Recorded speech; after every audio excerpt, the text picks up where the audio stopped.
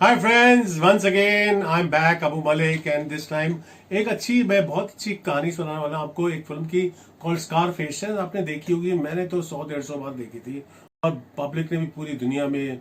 एक गंदे गुंडे काइंड ऑफ आदमी की कहानी है और ये रिलीज हुई थी 1983 में। $37 मिलियन में ये पिक्चर बनी थी और 66 मिलियन इसने कमाए थे और आज तक एक 100 टॉप फिल्म्स में आज तक गिनी जाती है। बिकॉज ब्रायन द पाल्मा ने इसे डायरेक्ट किया था और ऑलिवर स्टोन ने लिखा था।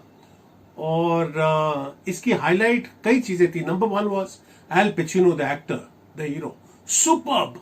उसको खाली देखने के लिए स्क्रीन पे ना जाने हमारे जितने भी एक्टर्स हैं, बहुत सारी फिल्में इस फिल्म पे बनी है। अग्निपथ बनी थी, कंपनी काफी कुछ कॉपी की थी इस फिल्म से, तो बहुत चीजें फिल्में बनी है इस फिल्म पे। तो highlights Al Pacino and the director Brian De Palma. और इंट्रोड्यूस हुई थी मिशेल फाइफर, जो फ्रेंच की बहुत बड़ी नई लड़की थी, जो पहली बार हॉलीवुड में आई और बहुत बड़ी स्टार बनी हॉलीवुड में। एंड सबसे बड़ी बात इस फिल्म की थी जॉर्जियो मोराडोर्स म्यूजिक।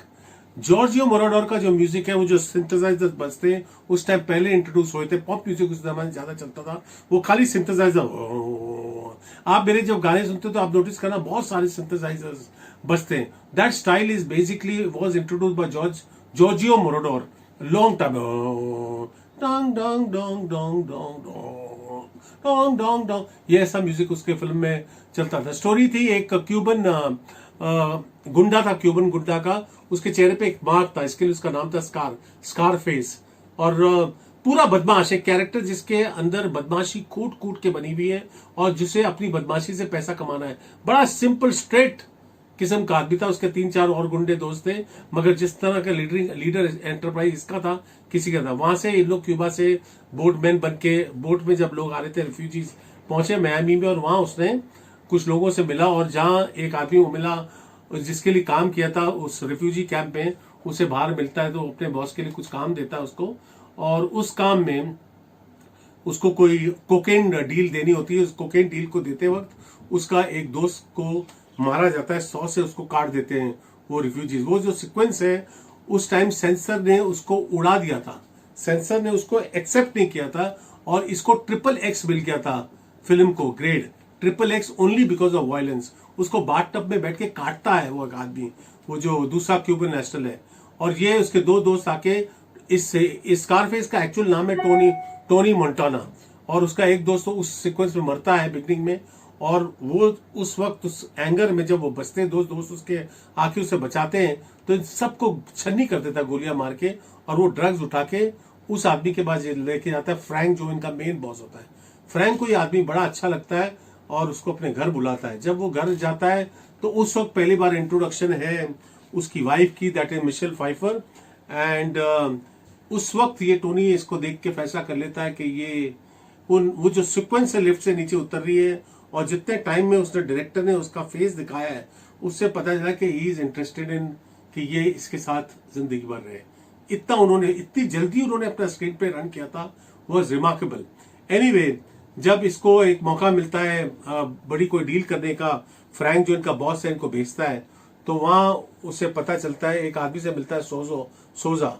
तो सोजा को ये डील फ्रैंक के बिहाफ पे बिना फ्रैंक से पूछे डील कर देते कि मैं तेरा माल इतना भेज दूंगा अमेरिका में, तू मेरे को ट्रस्ट कर। तो सोजा को उसको एंटरप्राइज बहुत सत्ता है, उसको फिर बोलता है कि मेरे को तू कभी चीट नहीं करना, एल पचिनो को बोलता है। और एल पचिनो तो ऑलरेडी ड्रग पे होता है। वापस जब आता है तो फ्रैंक को अच्छा नहीं लगता कि इसने इतनी बड़ी डील खुद अकेली कर ली, तो इसको मारने की कोशिश करता है। तब जब मारने की कोशिश करता है तो Tony Montana, that is Scarface, को पता चलता है, तो बच तो जाता है उस सीक्वेंस में, और वो जाके उसको मार देता है। और फिर उसकी बीवी से शादी करता है और खूब तरक्की, अपने महल बना रहा है, पैसे जमा कर रहा है, पूरे मैं भी अमेरिका को टेक ओवर कर रहा है। इस तरह से वो मतलब पूरी दुनिया को अपने हाथ में करना चाहता है। वो ड्रग रिलेटेड पागल हो गया था।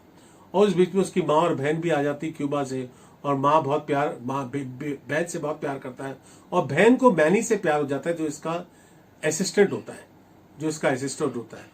और बीचों बीच में सोजा उसको एक अपॉइंटमेंट देता है कि कि तेरा ड्रग मनी की वजह से काफी लीगल प्रॉब्लम हो रहे हैं, अगर उससे निकलना है तो पहले एक काम मेरा कर ले, एक न्यूज़पेपर रिपोर्टर को तुझे मारना है। तो ये सीक्वेंस कंपनी में भी था। अगर आपको ख्याल है, अजय देवगन ने विवेक ओबरॉय को भेजा था किसी को मारने के लिए, और जब ये जाता है टोनी मंटानो देखने के लिए, वो मारने के लिए उस आदमी को, तब देखता है कि उसके बच्चे भी उस गाड़ी में बैठे, तो मारता नहीं है। इस पे वो आदमी चला जाता है इंटरव्यू देने, और उसमें सोजा इम्प्लीकेट हो जाता है। इस बात पे सोजा को बड़ा गुस्सा आता है। इन द मीनवाइल जब टोनी मंटानो वापस आता है तो उसको पता चलता है मैनी, उसका जो बॉडी गार्ड होता है, बेस्ट फ्रेंड है, वो उसकी बहन के साथ उसके रिलेशनशिप है। तो उधर वहां जाके जैसे दरवाजा खोलता है, मैनी उसको अपनी बहन को देखता है साथ में, वो मैनी को गोली मार देता है। दिस इज ऑल बिकॉज वो ड्रग्स बहुत ले रहा है और पागल हो चुका है। फिर किसी तरह से अपनी बहन को उठा के घर लेके आता है, पता चलता है उससे कल रात ही दोनों ने शादी की थी। इन द मीनवाइल सोजा अपने आदमियों को भेज देता है, उसके पूरे बंगले में कवर कर देता है, और वहां एक फायरिंग है, ब्रूटल मैड मैन की तरह वो मार रहा है लोगों को, ग्रेनेड्स फेंक रहा है, उसको अपनी जिंदगी कुछ नहीं परवाह, जब तक एंड में एक आदमी आता है, उसके सर पे गन रख के उसको उड़ा देता है और वो गिरता है, और कैमरा ऊपर जाता है और एक बहुत बड़ा ग्लोब लिखा है, the world is yours, you know. ऐसा मतलब वो फिल्म में बेसिकली उन्होंने एक तो ड्रग रिलेटेड प्रॉब्लम्स दिखाए अमेरिका में, और एक जो बदमाश किस्म के लोग होते हैं वो किस तरह से अपना रवैया लीड करते हैं, और अंत में एक दूसरे के हाथ ही मर जाते हैं। लीगल मतलब लीगैलिटी को आना ही पड़ता नहीं, पुलिस को आना ही नहीं पड़ता, क्योंकि ये अपने आप को लेके मर जाते हैं एंड में। And that is the story of Scarface. ये बेहतरीन पिक्चर बनाई गई थी। ये देखने लायक इसलिए है कि पता चलता है कि बुरे रास्ते पे चल के कभी अंश कभी अच्छा नहीं हो सकता, बुरा ही होगा। आप कुछ कोशिश करें कि पूरी दुनिया को कॉन्कर करें। दुनिया को तो अलेक्जेंडर भी कॉन्कर नहीं कर सका, अलेक्जेंडर द ग्रेट भी कॉन्कर नहीं कर सकता। ये दुनिया हम सब की